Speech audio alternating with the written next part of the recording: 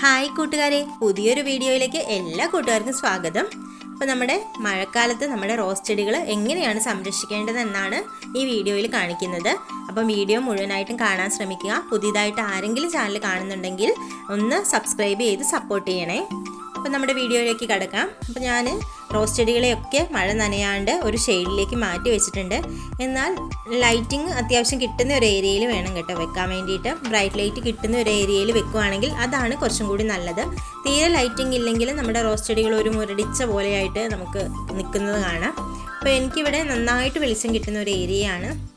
അപ്പോൾ കുറച്ച് താമസിച്ചു ഞാൻ ഈ റോസ് ചെടി എടുത്ത് വെക്കാൻ. അതുകൊണ്ട് തന്നെ ഇലകളൊക്കെ പഴുത്ത് ഒരു മഞ്ഞ കളറൊക്കെ ആയി തുടങ്ങിയിരുന്നു. കണ്ടോ, ഈ ഒരു റോസ് പ്ലാന്റിൻ്റെ കുറച്ച് ഇലകളൊക്കെ ഇതാ മഞ്ഞ കളറിലായി പൊഴിഞ്ഞു പോകാനായിട്ടുണ്ട്. അപ്പം അങ്ങനെയുള്ള ഭാഗങ്ങൾ കാണുവാണെങ്കിൽ അതൊന്ന് കട്ട് ചെയ്ത് കളയേണ്ടതുണ്ട്.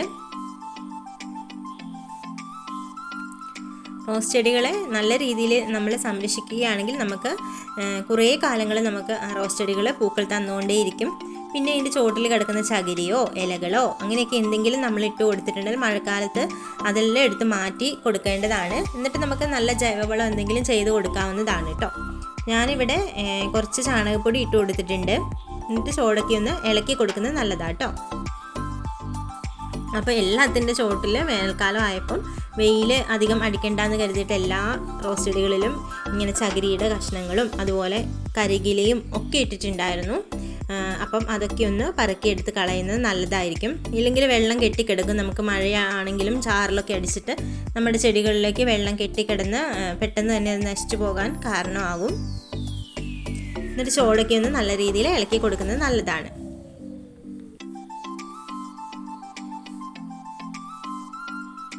അപ്പം ഞാൻ എല്ലാ റോസിൻ്റെയും അങ്ങനെ ചോട് ഇളക്കി കൊടുക്കുന്നുണ്ട്. പിന്നെ ഇങ്ങനെ പോയ പൂക്കളുണ്ടെങ്കിലും അതൊക്കെ ഒന്ന് കട്ട് ചെയ്ത് കൊടുക്കേണ്ടതുണ്ട്.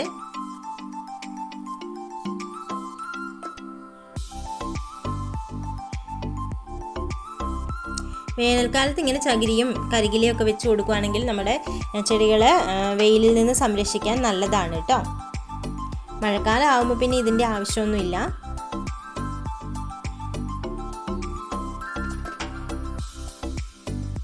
ഈ ചെടികളിൽ എല്ലാം തന്നെ ഞാനിങ്ങനെ ഒന്ന് ഇളക്കി വൃത്തിയാക്കി കൊടുക്കുന്നുണ്ട്. എന്നിട്ട് നമുക്ക് എന്തെങ്കിലും രീതിയിലുള്ള ജൈവവളങ്ങൾ ചെയ്തു കൊടുക്കാവുന്നതാണ്. നൈട്രജൻ വളങ്ങളാണ് നമ്മൾ ചെയ്യുന്നതെങ്കിൽ ചെടികൾ പെട്ടെന്ന് തന്നെ വളർന്ന് കിട്ടാൻ അത് സഹായിക്കുന്നതാണ്. ഇല്ലെങ്കിൽ നമുക്ക് എന്തെങ്കിലും NPK പോലുള്ള വളങ്ങളാണെങ്കിലും ചെയ്യാം. അപ്പോൾ നമുക്ക് പെട്ടെന്ന് തന്നെ പൂക്കൾ ഉണ്ടായി കിട്ടുന്നതുമാണ്. പിന്നെ ഇതിൻ്റെ ചോട്ടിലുള്ള കളകളോ ഇങ്ങനെ കാടുകളോ എന്തെങ്കിലും ഉണ്ടെങ്കിൽ അതും പറിച്ച് കളയേണ്ടതാണ്.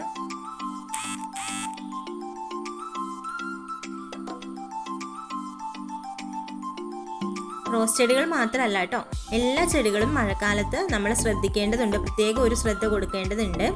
നമ്മുടെ പൂച്ചെടികളൊക്കെ നമുക്ക്, അതായത് വിങ്ക ചെടികൾ അതുപോലെ ഇങ്ങനെ പൂക്കളൊക്കെ ഉണ്ടാകുന്ന ചെടികളില്ലേ റോസ് ചെടികൾ, അതെല്ലാം നമുക്ക് ഇങ്ങനെ ഒരു ഷെയ്ഡിലേക്ക് മാറ്റി വെക്കുന്നത് നല്ലതാണ്. പിന്നെ ഞാനിവിടെ ഒരു ഫംഗിസൈഡ് അടിക്കുന്നുണ്ട്. ടാഫ് ഗോർ എന്ന് പറഞ്ഞ ഫംഗിസൈഡാണ്. ഞാനിവിടെ സൈഡിൽ എവിടെയെങ്കിലും അതിൻ്റെ ഒരു പിക്ക് കൊടുക്കാം കേട്ടോ. അപ്പോൾ ഫംഗിസൈഡ് അടിക്കുന്നത് വെച്ചാൽ നമ്മുടെ ചെടികളെ ഒന്ന് സംരക്ഷിക്കാൻ വേണ്ടിയിട്ടാണ്. ഇലകൾ ചുരുണ്ടു പോകുന്നതോ മഞ്ഞപ്പ് കാണുന്നതോ അങ്ങനെ എന്തെങ്കിലും തരത്തിലുള്ള ഫംഗൽ ഇൻഫെക്ഷൻ ഉണ്ടെങ്കിൽ പെട്ടെന്ന് തന്നെ അത് മാറിക്കിട്ടാൻ സഹായിക്കുന്നതാണ്. ഈ ടാഫ് ഗോറിൻ്റെ ഒരു വീഡിയോ ഞാൻ മുന്നേ ഒരെണ്ണം ചെയ്തിട്ടുണ്ട്. കാണാത്തവർ അതും കൂടെ പോയി ഒന്ന് കണ്ടു നോക്കിയാൽ മനസ്സിലാവും. ഇലകൾ മുരടിക്കുകയോ അങ്ങനെയൊക്കെ എന്തെങ്കിലും ഉണ്ടെങ്കിൽ പെട്ടെന്ന് തന്നെ ഈ ഒരു ഫംഗിസൈഡ് അടിച്ചിട്ടുണ്ടെങ്കിൽ ഒരാഴ്ച കൊണ്ട് തന്നെ നമുക്കതിൻ്റെ റിസൾട്ട് കിട്ടുന്നതാണ്. എല്ലാ പ്ലാന്റിലും ഞാനത് അടിച്ചു കൊടുക്കുന്നുണ്ട്. ഇനി ഇത് കിട്ടാത്ത ആൾക്കാർ സാഫാണെങ്കിൽ സ്പ്രേ ചെയ്ത് കൊടുത്താൽ മതി കേട്ടോ.